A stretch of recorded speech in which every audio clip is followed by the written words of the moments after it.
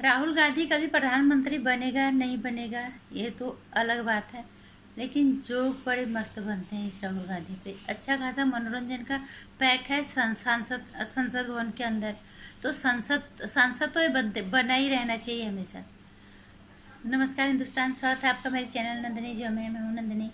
कैसे हैं आप लोग? ध्यान रखिएगा अपना, और मुझे उम्मीद है सारे लोग अच्छे होंगे। ऊपर वाले से यही दुआ है कि भगवान सबको सही सलामत रखना, और जो कोरोना ग्रस्त है उन्हें कोरोना से बाहर निकालना जल्द से जल्द, और देश से पूरी दुनिया कोरोना से जल्द मुक्त हो, ऐसी शुभ इच्छा है ईश्वर से। हमेशा यही प्रार्थना करते हैं, क्योंकि इसने तबाही मचा रखी है। अब तो घर के अंदर भी ऐसे लग रहा है मौत घर के अंदर भी आ जाएगी, इतना घुटन का माहौल हो गया है। और कोरोना के नियम, इनसे खिलवाड़ बिल्कुल मत कीजिएगा कृपा करके, क्योंकि आजकल ज़िंदगी यही है। इनका पालन कर लिया तो हम जी गए, अगर इनसे खिलवाड़ कर लिया तो समझ लो हमारी मौत काफ़ी करीब है। ये आप किसी को बताने की ज़रूरत नहीं है। और अब बात करते हैं कांग्रेस के पूर्व अध्यक्ष राहुल गांधी, कांग्रेस के शहजादा जिन्हें कहते हैं कई लोग। राहुल गांधी के बारे में अभी मैंने एक ट्वीट पढ़ा था उनका। मेजर जनरल टीवी बख्शी जो है, उन्होंने लिखा था कि दिल पे हाथ रख के बताइए कि आप राहुल गांधी को किस पद के लायक समझते हैं। सभी ने जवाब दिया, हमने भी समझा, हमने भी उसका आंसर दिया। उन्होंने कहा क्या बताएं सर, क्या ही आंसर दें, आप वो तो झाड़ू लगाने लायक भी नहीं है। बस ये है कि सर पे ताज है, राजनीति विरासत में मिली है, सोने का पालना, चांदी का चम्मच, ये सब लेके इन्हीं के अंदर वो पैदा हुए हैं। बस इसके अलावा तो मुझे नहीं लगता उनके पास कुछ है। बाकी जो उनके भाषण होते हैं, जो वो बोलते हैं, वो स्क्रिप्टेड होता है। वो कुछ भी नहीं है तो किसी पद के लायक कैसे हो सकते हैं? पहली चीज, उनकी जो जो भाषा है वो एनडीटीवी इंडिया के रविश कुमार की है, बिल्कुल स्क्रिप्टेड। वो समझ लो वो लिख के देते हैं और वो ट्वीट कर देते हैं। इसके अलावा उसकी खुद की कोई अपनी सोच नहीं है, और जो अपनी सोच अगर उसकी जो होती है ना, वो सिर्फ और सिर्फ मजाक का पात्र बनता है या फिर वो घृणा का पात्र बनता है। दो ही चीज होते हैं राहुल गांधी में। क्योंकि पहले अभी उसने अपनी एक डीपी जो अभी लगाई है, अभी पता नहीं हटा दी, अभी तो मैंने देखा है हटा दिए है, कल तक तो थी वही। उसमें लिखा था कि मोदी जी आपने हमारे बच्चों की वैक्सीन विदेश क्यों भेज दी। ये राहुल गांधी, इसको समझ में भी नहीं आता मैंने जो लिखा है इसका मतलब क्या है। इसको लोग क्या समझेंगे? लोग मुझसे नफरत करेंगे, घृणा करेंगे, या लोग मेरा मजाक बनाएंगे, उन्हें इससे कोई लेना देना नहीं है। जो भी लोग उनको प्रधानमंत्री बनाने के लिए दिन रात उल्टी सीधी हरकतें करें, उन्हें प्रधानमंत्री के पद के लिए के दावेदार मान रहे, हर कोशिश कर रहे हैं, अपना जमीर तक उन लोगों ने बेच दिया। उन्हें ये तक नहीं पता कि इस राहुल गांधी का मजाक बनेगा या इससे लोग घृणा करेंगे। वो राहुल गांधी जो वैक्सीन की बात कर रहा है, राहुल गांधी ने क्या खुद वैक्सीन लगाई? जब वैक्सीन आई तो उन्होंने उसी वैक्सीन पे सवाल उठाए। हमारे देश के वैज्ञानिकों का और हमारे देश के डॉक्टरों का अपमान किया राहुल गांधी ने। उसको शायद इस चीज़ का पता नहीं होगा कि मैं जो खुद कर रहा हूँ, या जो मैं खुद लिख रहा हूँ, जो मैं ट्वीट कर रहा हूँ, जो बोल रहा हूँ, इसका मतलब क्या है। उन्होंने खुद से अभी भारत की वैक्सीन लगाई? 45+ ऊपर तो कब से स्टार्ट हो गया? मेरे ख्याल से जितना मुझे अंदाजा वो 50 के हो गए। उन्होंने न तो लगाई और न उन्होंने किसी को लगाने के लिए बोला, क्योंकि उन्हें यकीन ही नहीं था। उन्हें लगता था कि ये आरएसएस वालों की है।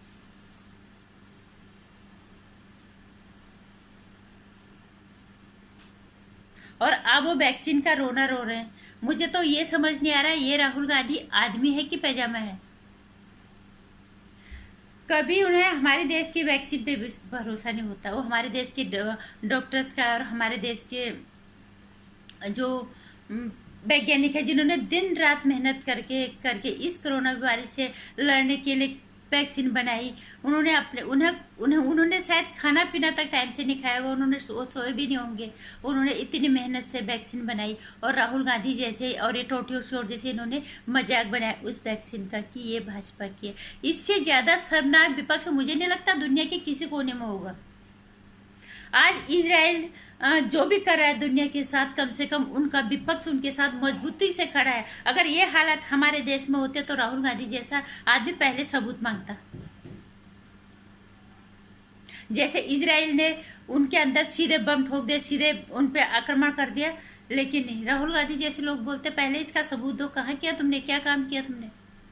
तो राहुल गांधी जैसा लोग, मैं तो उन लोगों की मानसिकता पे मुझे अफसोस होता है। तुम्हें अगर तुम्हें नरेंद्र मोदी नहीं पसंद तो नहीं पसंद, कोई ढंग का कैंडिडेट तो उसके जगह सही जो उनके बराबर का हो, जिसको ये पता हो कि देश के बारे में किस तरह से बात करनी चाहिए और कहाँ पे हमें विपक्ष की तरह हो। जब देश बाहरी दुश्मनी से लड़ा होता है तो वो भी सरकार का साथ देते हैं। जिस तरह से आज अब इजराइल के विपक्ष वाले वो तो नहीं कह रहे कि तुम झूठ कह रहे हो, तुम प्रवणता फैला रहे हो, ये कर रहे हो।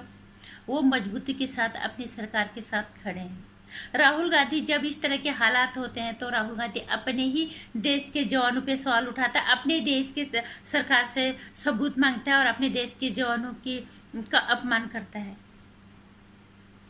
और वही राहुल गांधी अपने देश के डॉक्टरों और वैज्ञानिकों का अपमान करता है। और अब वैक्सीन का रोना रोता है रोज, ये कम हो गया, वो कम हो गया। और एक बात मैं कहना चाहूंगी, राहुल गांधी, मैं हर बार कहती हूँ, इतने साल से एक छत्र राज करने के बाद इस कांग्रेस ने हमारे देश के लिए क्या किया, एक अभी भी क्या करा। अभी भी सांसद तो है ही, 2 जगह से सांसद है, माँ भी सांसद है, बेटा भी सांसद है। तुम क्या कर रहे हो, तुम्हारा क्या योगदान है। बोलने से पहले सोचो थोड़ा। ठीक है तुम कुछ नहीं कर सकते, लेकिन इस तरह का रोना तो मत रो। पहले वैक्सीन बनाई, उसका मजाक बनाया, और फिर अब कम पड़ गई तो तुम नेतागिरी अपनी जमाने चले हो कि भैया वैक्सीन कम हो गई, ये कम हो गया। मजाक समझ रखा है वैक्सीन तैयार करना। तुमने कभी किया है कुछ काम ऐसा? एक तरफ तो हमारे वैज्ञानिकों और डॉक्टरों का मजाक बनाते हो, और फिर जब कमी हो जाती है, हो रही होगी क्योंकि बहुत सारी दिक्कतें, बहुत केसेस बढ़ रहे हैं, आपूर्ति करना मुश्किल है, लेकिन वहाँ पे तुम उन लोगों का हौसला बढ़ाने के बजाय, सरकार का हौसला बढ़ाने के बजाय तुम यहाँ पे तोड़ रहे हो। कोरोना जैसी अदृश्य बीमारी, क्या इसको कोई लेके आया है? कम से कम यहाँ तो साथ हो लो, यहाँ तो अपने परिपक्व मानसिकता का प्रमाण दो। कहीं तो एक परिपक्व मानसिकता का प्रमाण दो, कहीं पे भी। अगर बाहर वालों के साथ कोई विवाद होता है तब भी आप अपने देश के सरकार के साथ खड़े होने के बजाय दूसरे पक्ष दुश्मनों के साथ खड़े हुए नजर आते हो। हमारे देश में कोई उपलब्धि होती है तुम अपने देश के लोगों का अपमान करते हो। जैसे डॉक्टर हो गए, वैज्ञानिक हो गए, इन्होंने जिस तरह की वैक्सीन बनाई, आपने इनको धन्यवाद देने के बजाय आपने इनका अपमान किया। और सर्जिकल स्ट्राइक अगर कहीं भी होती है तो अब आप लोग सबूत मांगते हो, हमारे देश की सेना का अपमान करते हो। तो इस तरह से, और इसमें मैं राहुल गांधी का दोष नहीं, इसको जबरदस्ती को धकेला जा रहा है कि तू ही प्रधानमंत्री बनेगा और हम तेरे को स्क्रिप्ट लेके दे देंगे, चाहे फिर वो कैसी भी हो। और मैं ये नहीं कह रही कि तुम नहीं बन सकते, बनो, कोशिश तो करो, अपने दिमाग से तो चलो। कभी तुम मजाक के पात्र बन जाते हो, कभी तुम घृणा के पात्र बन जाते हो। कम से कम इतना तो एक आम आदमी भी जानता है कि जब बाहर का दुश्मन लड़ता है तो अपने देश के साथ खड़े होते हैं। तुम दूसरे दुश्मन देशों के साथ खड़े नजर आते हो, सबको पता होता है, ताकि हमारे देश की सरकार गिर जाए। हमारे देश की मतलब छी इस तरह की मानसिकता के लिए क्या कहें।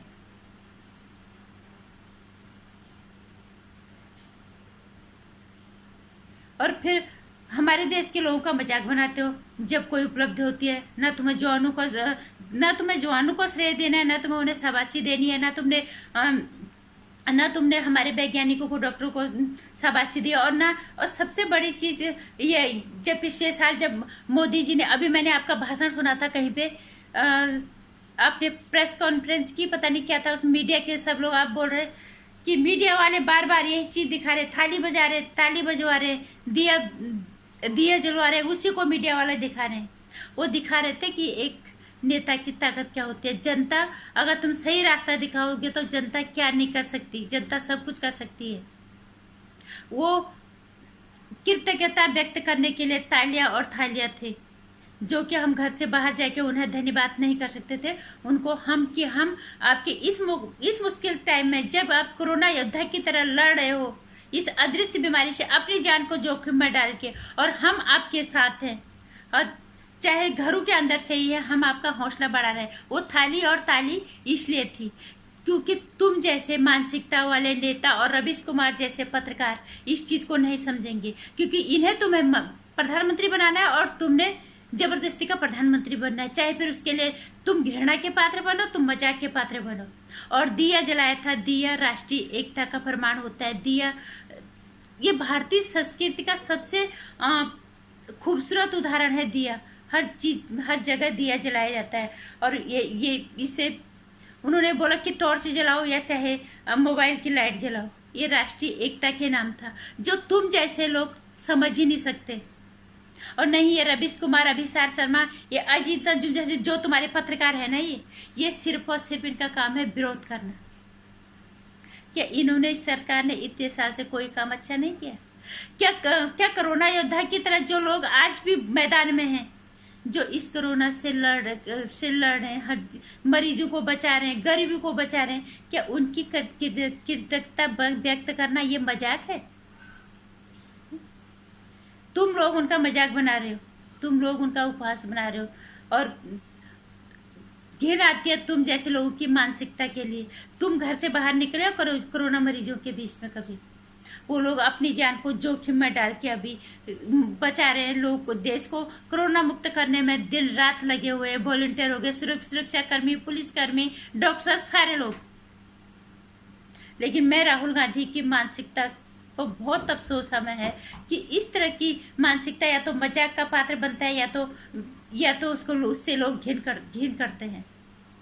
मैं अभी कहूंगी ताली और थाली उन लोगों को धन्यवाद देने के लिए था। आज भी हम वहाँ पे नहीं जा सकते। हम आज भी अगर मोदी जी कहेंगे, आज भी उनके सम्मान में हम ताली और थाली बजाएंगे, क्योंकि हम बाहर भीड़ लगाने नहीं जा सकते। वो हमें बचाने के लिए, इस कोरोना से मरीजों को बचाने के लिए मैदान में है, अपनी जान को जोखिम में डाल के। तुम उनका मजाक बना रहे हो, तुम उनका उपहास बना रहे हो, तुम उनको उल्टा सीधा बोल रहे हो, उनका अपमान कर रहे हो। सरकार का तो अपमान कर ही रहे हो, क्योंकि सरकार को तो तुमने गिराना है, क्योंकि तुम्हें प्रधानमंत्री बनना है। तुम्हें पता भी नहीं चलता इस चक्कर में कि मैं बोल क्या रहा हूं, सिर्फ फर्क क्या पड़ेगा। इसीलिए मैं सारे लोगों को बोलना चाहूंगी कि सब बोलते हैं रवीश कुमार, तो मुझे तो पत्रकार ये समझ में नहीं आया किस तरह का पत्रकार है, कहाँ से ये निष्पक्ष पत्रकारिता करता है, कहाँ पे पारदर्शी पत्रकारिता करता है। मुझे अभी तक कोई नमूना ऐसा दिखा ही नहीं है। बहुत खुशी हुई थी हमें भी जब उन्हें मैगजीन सम्मान से सम्मानित किया गया था, लेकिन यही पत्रकार देश के लिए बहुत बड़ी मुसीबत खड़ी करने वाले हैं कल को। इस चीज को आप याद रख लेना। राहुल गांधी या तो उपहास का, या तो मजाक का पात्र है, या फिर घृणा का पात्र है। इससे ज्यादा कुछ नहीं है। हमारे देश की नेतृत्व करने की क्षमता उसके अंदर बिल्कुल भी नहीं है। उसके ट्वीट को जाके देखो, किस तरह के उसके ट्वीट होते हैं और क्या क्या वो बोलता है। नमस्कार। राहुल गांधी के बारे में जितना बोला ना उतना कम है। गलती उसकी नहीं है, गलती उसके पीछे जो गंदे दिमाग चल रहे हैं, गलती उनकी है, क्योंकि उन्हें देश के सरकार गिरानी है किसी भी हालत में, चाहे वजह हो या ना हो। मैं मानती हूँ लोगों का, पत्रकारों का या विपक्षी लोगों का कर्तव्य है सवाल पूछना सरकार से, लेकिन किसी भी हद तक नीचे गिर के सही काम में भी खामियां निकाल के तुम सरकार गिरा के देश को गलत दिशा में ले जा रहे हो, तो ऐसे लोगों से बचने की जरूरत हमें है। और अगर आपको लगता है कि राहुल गांधी जैसा इंसान हमारे देश में का नेतृत्व नहीं कर सकता, तो निश्चित रूप से आप इसका बहिष्कार करो। और मेरे विचार अगर अच्छे लगते हैं तो वीडियो को लाइक और शेयर करना, चैनल को सब्सक्राइब कर लेना, और आने वाली वीडियोस की जानकारी के लिए घंटी आइकन प्रेस कर लेना।